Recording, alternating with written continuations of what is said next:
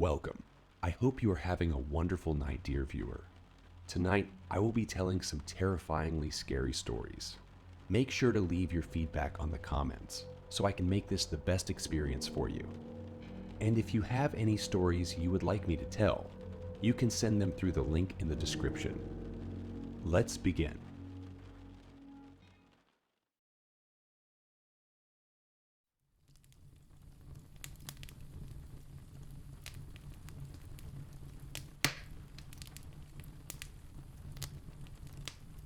My radio came to life as sound crackled through the speakers. Immediate assistance needed at the park on Grande Avenue. Unidentified woman attacked and in critical condition. Grande Avenue was only a couple of blocks away. I turned the car's ignition on and picked up the radio, and while clicking the side button, "Copy that, on my way now." "Any information as to the nature of the attack?" "That's a negative," was the distorted reply. I backed the car out onto the road and made the short journey to Grande Avenue. Even from the distance, I could hear the wail of other first responders quickly heading over there as well. Whatever the problem was, it seemed to be big. After a few minutes, I pulled up to the scene and with a quick flash of my badge, crossed the police tape. I made my way past the ambulances and other first responder vehicles to where a group of people dressed in their correlating uniforms stood huddled around a singular area. A police officer looked back and seemed to recognize me, probably from the academy, and stepped back to let me take a glimpse of what was causing the commotion. I whistled through my teeth. There was a woman lying on the floor. Well, the only way I knew it was a woman was because I was told so. The woman that laid before me was so disfigured, it was impossible to tell what she actually looked like. She was covered in thousands of toothpicks, every single one embedded deeply into her skin, her entire body red and covering the ground near her, and yet she was still alive. She was very obviously and painfully breathing every couple of seconds. A nearby paramedic informed me that it wouldn't be the case for much longer. "We can't move her. It just drives the toothpicks into her skin further, which increases the problem. We can't remove them either," he said solemnly. "Why not?" I asked. He looked up at me, and for the first time I saw the fear in his face. "That's just it. We can't. The toothpicks all have a barbed spike on the tip, meaning the only direction they move is downwards, and we don't want that. We've tried to insert a catheter to induce artificial respiration, but we can't get that in." He gestured wildly towards the woman. "There are toothpicks up her damn nose." I stared at the woman a while longer. I looked at her chest heave as she struggled to take a breath before coming back down again, pushing the toothpicks further into her skin, which increased the already alarming rate of blood flow. I looked at the paramedics who were coming to the slow realization that this person was going to die a slow and painful death, and there was nothing they could do about it. I had seen many things in my career, but this took the cake. I used to pride myself on staying calm during any situation. I was able to stay stoic and take control of any situation, but this time was different. The brutality of the attack made my insides feel like a swirling mess, threatening to spill out of my mouth if I wasn't careful. Everything about this just seemed so wrong. The human body wasn't built to be treated like that. There was an internal instinct to run away from this, stemming from a primal fear ingrained into my brain, but I couldn't. While the situation filled me with such a fear of the unknown, I had to stay. I had a job to do after all. I turned back to the paramedic. "How was she found?" He sighed, exactly like she is now. "A passerby called emergency services. We've tried to help her in any way we could, but..." He trailed at the end of his sentence, his gaze shifting into the distance. "Is there anything else I should know?" I asked. He looked back at me, but not directly. His eyes appeared foggy and seemed to linger at a faraway point, without really comprehending what he was looking at. Grief, I assumed. Yeah, there were a couple of items found beside the body," he finally said.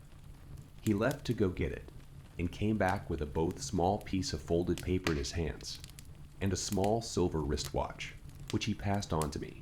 The watch caught my attention. It seemed familiar. Well, I suppose all silver chain link watches with 3 faces look the same. But this one seemed different somehow.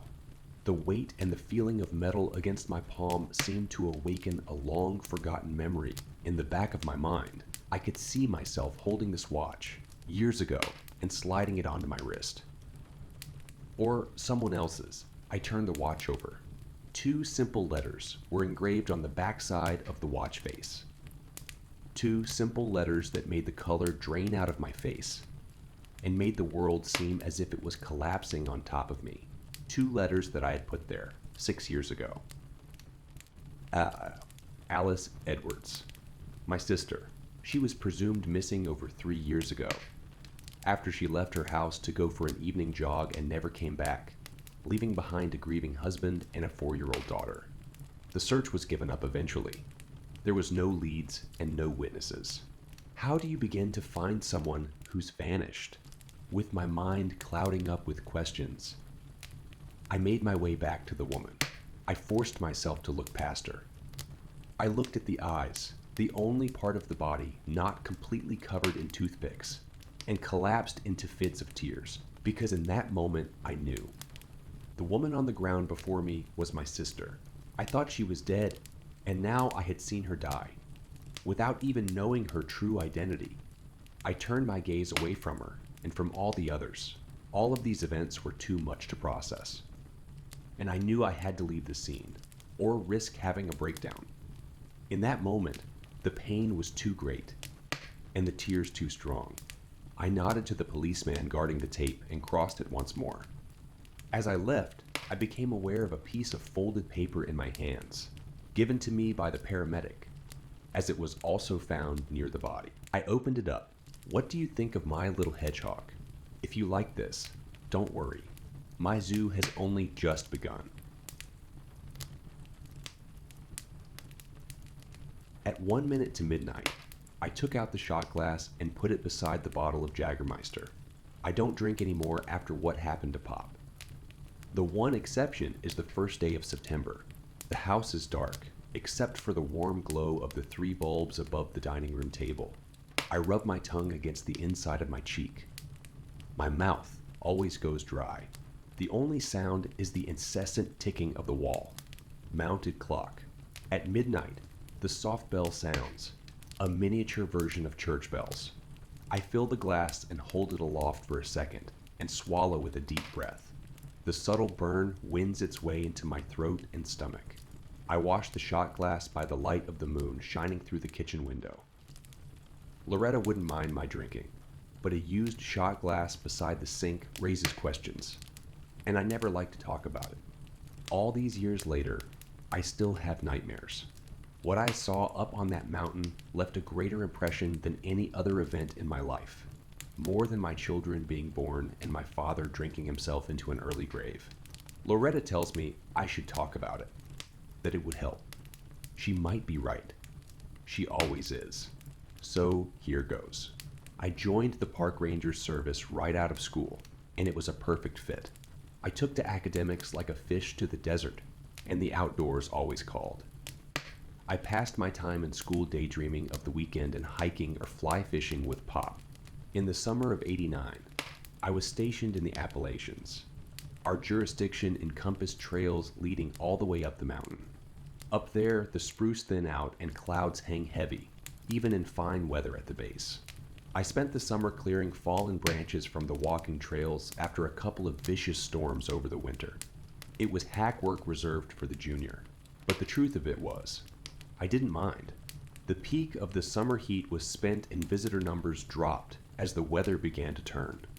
Persistent drizzle had kept me desk-bound for the morning, and we were about to get lunch when he burst through the door. He let out a moan and collapsed to the floor. Stanley leaned down and propped him in a seated position. Water dripped from his shoulder-length hair. His limbs hung limp by his side. I handed Stanley a cup of water. Stanley used his index finger to push down his chin. When the water hit his tongue, the man tensed and his eyelids flicked open. He flailed his limbs and knocked the glass from Stanley's hand.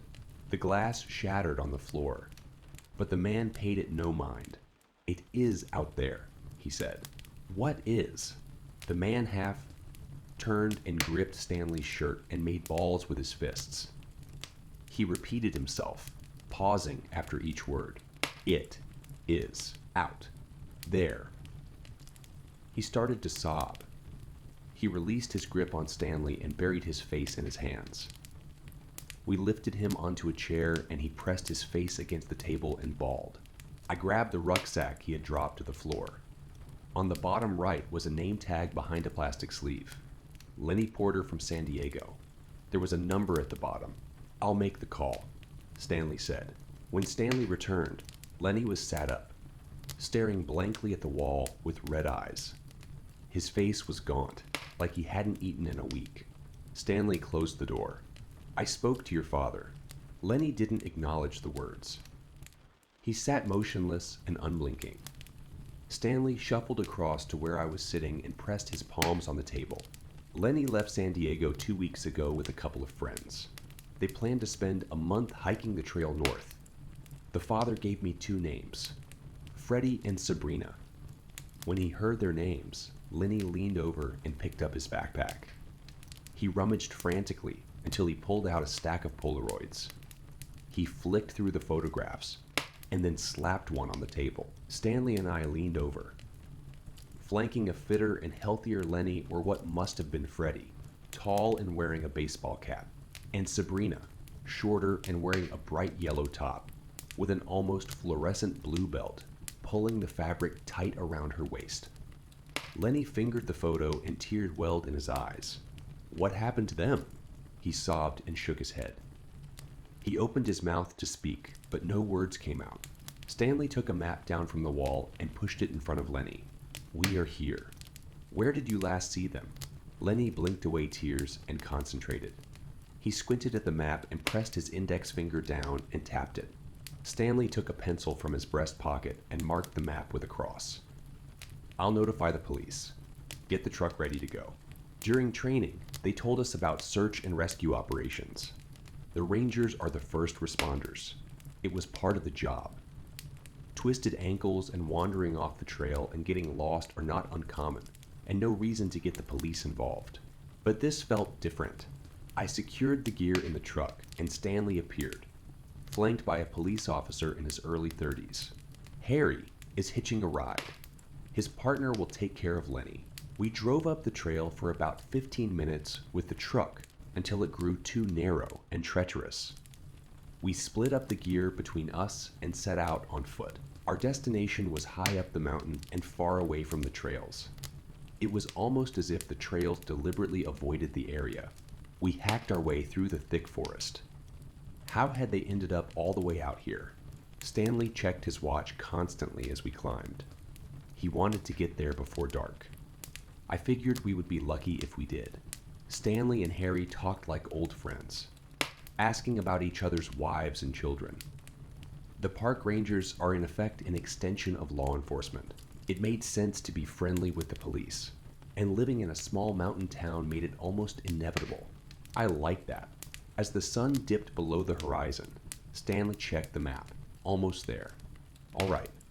Harry reached into his backpack and pulled out a flashlight. "Do you know what's up this way?" Stanley said. I shook my head. Somewhere up here is an old cabin. Hunters used it as a base, back when you could still hunt up this way. The cross our friend Lenny put on the map is just about on top of it. Let's see if we can get there before there's no light left. We didn't make it by dark. Twilight gave tonight with little warning. Soon we were relying on the light from our torches. Being on a trail in the sunshine lends a sense of security up here, even when you're alone. Now, surrounded by black, and with the trail long behind us, an uneasiness grew in my stomach for the first time. Stanley paused and swept his torch. He muttered something under his breath. Harry took a few steps to the right, lowering his head and squinting. "There it is," he said. At the farthest reaches of Harry's torchlight, the cabin emerged from the woods. Stanley tapped Harry on the shoulder. My eyes aren't what they used to be. The cabin should have been a source of comfort, but it only added to my unease. The roof was half caved in and trees encroached on all sides, gnarled branches reaching out like fingers. The structure looked like it belonged more to the forest than to man. The only door hung askew on warped and rusted hinges. 2 windows had long ago lost their glass. Stanley shouldered open the door with a grunt. Leaves and branches covered the floor, blown in through the open windows and roof. We dumped the gear inside. Stanley took out a lantern and tied it to a horizontal branch, a few paces from the front door. He flicked it on and the light shone bright. If there was anyone lost nearby, they could not fail to see. We split up and entered the forest, guided by our torches. Stanley instructed us to go no further than the reach of the lantern. It was our lighthouse on the horizon. The wind blew in fresh from the north. I buttoned up my jacket against the cold. The beam from the torch was strong, but aside from the narrow cone of light, the forest was a deep and full dark. Stanley and Harry called out the names of the 2 missing, Freddie and Sabrina. I did the same. Every few steps, I stopped and listened. The forest was alive with the scurrying of animals and insects going about their business, and the constant rustling of the wind through the leaves. It was hopeless. This was needle in the haystack stuff. Freddie or Sabrina could be unconscious on the ground a few feet to my left, and I would never see them. We should camp and wait for first light. Harry's voice cut through the night, louder and with urgency. I skipped towards the sound as fast as I dared. The 2 torchlights of Harry and Stanley played close together. The beams of light trained on the forest floor. "You might not want to see this," Stanley said as I came up behind them. It was too late. By the light of the torches I saw him, flat on his back, arms and legs bent. I almost cried when I saw his face. Stanley fished the Polaroid from his pocket and studied it under the torchlight. He handed it to Harry. "It's him. It's Freddie." Harry jumped and swung his torch out into the woods. "I swear I heard someone talking out there," Harry said. "We've been calling out their names too." "No, it wasn't that. It sounded like whispering. It's the wind through the trees." Harry didn't look convinced. He called out the name of Sabrina and listened. Only the sounds of the forest. Stanley shushed him. "There's nothing we can do for the boy now.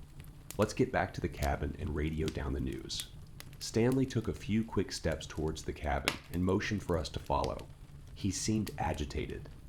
I didn't blame him. I followed on his heels. Harry lingered, searching the woods with his torch until he too fell in behind. The inside of the cabin felt like a sanctuary, out of the wind and removed from the mangled corpse of Freddie. My mind processed the sight. I had gutted my fair share of fish, but this was different. I put my hand to my stomach and swallowed hard. I was overcome with a compulsion to repeat my unanswered question. What could have done that? Before I could, Harry gave us some more bad news. There was no response on the radio. Only static. It wasn't surprising. The cabin sat in a depression between the peak we crested on our way in and the taller peak beyond. "We have to go back," I said. Harry shook his head. "Not in the dark, and not when there's someone still out there. We don't know if that girl is dead or alive," Stanley said. "I heard her. You heard a whisper is what you said. And if she was there, she would have come to the light. She'll come to the lantern and we'll wait for her." Harry threw out his arms in protest. Stanley sighed. "If she's dead, then we'll find her in the light of morning. If she's alive and nearby enough to whisper in our ears, then she'll come to us." 2 rectangles of light shone through the open windows from the lantern outside, but the front room of the cabin still had dark, shadowy corners. Stanley took a second lantern and tied it to an old light fixture hanging from the ceiling. The room lit up as if under sunlight, but a cold light that gave the room a bare and unwelcome feel. I busied myself clearing a space on the floor beside the black pot-belly stove at the rear of the room. Stanley and Harry stood as statues, staring up at the wall behind me. I turned. Etched in black soot onto the blank wall was some kind of monster. Long-limbed and with an elongated skull. It stared back at us through white blobs left clear of black. I took a step back and almost stumbled. What is that? I didn't need an answer. You don't live and work up in the mountains here without hearing the stories. Stories told dismissively by daylight. Like you would talk about the monsters you imagined hiding in your closet as a kid. By night and around a campfire, the stories take on a graver tone, and the name of the monster is only ever whispered. Wendigo. Of course, I had never seen one, but if I had to imagine what one might look like, the painting in soot taking up the full height of the wall of the cabin was an exact match. I waited for one of the two men behind me to dismiss what we saw drawn on the wall, to make light of it and crack a joke. Neither did. Stanley uttered a simple instruction. No one goes outside without a weapon. Our shadows danced on the walls. The lantern hanging from the ceiling did not move. Stanley leaned and looked out the window. The lantern hanging from the tree branch swung back and forth like the pendulum of a grandfather clock. There was wind tonight, but not enough to do that. Stanley bent down and fished a rifle from the bag. My heart beat like a drum in my ears, and then something else. Whispers. What sounded like the whispers of a girl entreating us, inviting us out into the darkness of the forest. Stanley inched open the door with the muzzle of his rifle. He stepped through the gap and watched the lantern on the tree come to a rest. He stood beside the lantern and searched the corners of the forest, illuminated by the light. Nothing moved. Harry unclipped the leather strap on his belt and drew a pistol and went to the doorway. I felt naked and exposed with my hands empty. I took a step backwards, the Wendigo drawn in soot, looming large behind, and burning a hole in the back of my head. A shadow flashed through the trees and Stanley swung the muzzle of the rifle and shot, the crack piercing the night. He raised the rifle to his shoulder and flicked it from side to side, searching for movement. The lantern boobed up and down. With a rush, a long-limbed creature dropped onto Stanley from above. He screamed and wrenched the rifle around, but had it knocked from his grip. Harry fired 2 shots, and the creature let out a wail. It bounded towards the door, and Harry slammed it shut. He pointed the pistol to the closed door and emptied the chamber. Harry took a step back and shot me a glance. Through the whole ordeal, I had not moved. I had barely breathed. Was it dead? Was Stanley okay? The window, I screamed. The long, thin fingers of the creature wrapped themselves around the inside of the window frame. Then the head peered, uncannily human, like but distorted and disfigured, the chin elongated, and the teeth like razors, and drenched in blood, its eyes white and piercing, just like the etching on the wall. Harry grabbed me by the arm and hauled me into the back room of the cabin. He slammed shut the flimsy door. The back room was windowless, and the only light was a thin strip at the base from the lantern in the front room. We crouched together, our shoulders pressed against the door. We listened.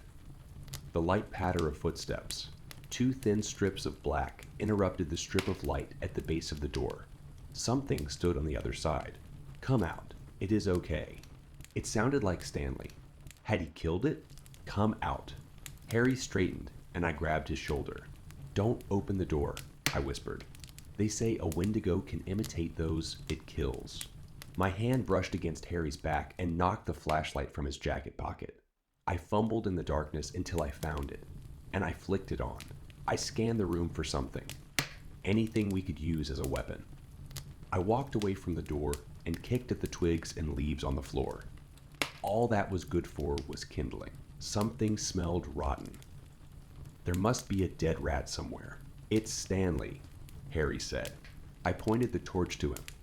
His eyes were wide and wild. He must have killed it. He smiled at me and took a step back. The door slammed open and carried with it the rotten stench. What stood in the doorway was not Stanley, but the Wendigo. Harry kneeled before it, breathing in the noxious fumes. I shone the torch onto the creature. Its gray skin pulled tight on a gaunt frame, and then something glinted, a belt buckle. Around the creature's waist was the bright blue belt Sabrina wore in the Polaroid. "Sabrina," I said. It turned to me and paused, tilting its head to the side. I thought I saw a glimmer of recognition, a brief moment where it knew the name.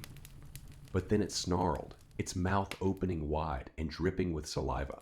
It wrapped 2 hands around the neck of Harry and leaned in. I acted instinctively, without thinking. I jumped at the creature, swinging the only weapon I had, the torch. I brought it down on its head with all the strength and adrenaline I had. It bucked and sent me flying into the front room beyond. I threw out my hands against the fall and grabbed the lantern Stanley had hung from the ceiling. It could not bear my weight, and the cord pulled out from the ceiling and I fell with a thud. I jumped up at a burst of warmth from my stomach. The lantern had smashed on impact, and the white-hot filament broke free of its casing. I groaned in pain, and the creature lumbered forwards. I retreated into the corner of the room and pulled my knees up to my chest. It stood over me and opened its mouth, razor-sharp teeth gleaming white. Then the smell of smoke. The creature hopped and then scrambled backwards. The leaves and twigs covering the floor ignited under the heat from the lamp filament. A small flame burst up and the creature covered its face. Fire. It didn't like fire. I crawled forwards and swept as much of the kindling as I could grab onto the flames. The fire grew and the creature screamed. As smoke filled the room, it coughed and spluttered. It made one last effort to come at me, and then retreated out of the room and into the forest. I went to the back room and grabbed Harry. We stumbled out of the cabin, the fire now spreading up the walls and to the roof. Stanley lay below the lantern, hung from the tree, unmoving and with a chunk of flesh missing. We ran into the forest in the opposite direction the creature had gone. We first climbed up to the crest and then back down the mountain. We stumbled our way down by the light of the torch. Adrenaline coursed through our veins, and we imagined that thing right behind us, stalking us in the dark. When we finally crossed a trail, we followed it back down to the ranger station. A team of police and National Guard hiked up to the cabin after the sun rose. The cabin had burned to the ground. The potbelly stove, the only item that survived the blaze. They found Stanley and Freddie. They said their flesh had been picked. That was the first day of September 1989. Sabrina was listed as a missing person, and her father spent a month in the mountains searching for her. But she's gone in every sense that matters. Turned to a Wendigo by hunger for flesh. She transformed into something unrecognizable from where it began. Around campfires, people still tell stories of the Wendigo. I don't know if they truly believe they are out there, but I know I have seen it. Sometimes there really is a monster in the closet.